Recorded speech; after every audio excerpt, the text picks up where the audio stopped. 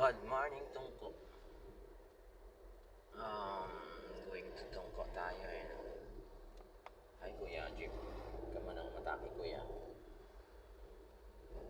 Maluwag pa ang daan kasi umaga pa.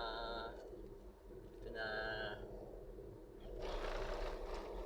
Sana laging ganito. Wala tayong masyadong nakikitang overtake, lusot. Overtake, lusot. You want to go, Kuya? Sige, Kuya. Kaso lang, Kuya, hindi ka pa nagsisignal, Kuya eh. Alam niyo po, pag hindi kayo nagsisignal, parang out of respect din po kayo sa sasakyan na inovertigan niyo po. So, konting lang, kalabit lang. Wala naman siguro arthritis yung kamay eh, no? Signal din. Oh, may kumpleto ka sa brake lights, Kuya. Ibig sabihin, kumpleto din yan yung mga signal mo at saka reverse light. Kaso lang talagang tayo dito sa Bulacan eh, hindi tayo mahilig signal. Search Ginoo. Pirasong kalabit lang ayaw mag-signal. Dapat pang mag-signal pag nag-overtake, changing lane, turning, U-turn, everything.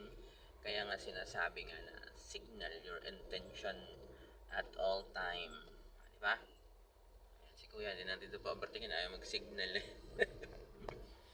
Sayang lang tayo nagkatagpo. Oh yeah. Ayan si Kuya Bas nagsisignal, pagbigyan natin siya kasi malaki yan eh. Mapisat tayo niyan. Tsaka kaya yan, mayroon yan. Ayun may nakapark po doon. Kaya yan, bigay lang habang malamig pa ang bunbunan natin. Hi society. O tayo magsisignal din po tayo kasi malapit na tayong lumiko. Ayun. Buti pa si Kuya Baso, over signal na siya. Yun, buti pinatay niya kasi may likuan pa ito sa nakasignal siya. So pagkakaintindi ng people of the Philippines niyan is liliko siya. Sige mga Kuya Motor, mauna muna kayo. Kasi po ako ililiko sa Caltex. Okay.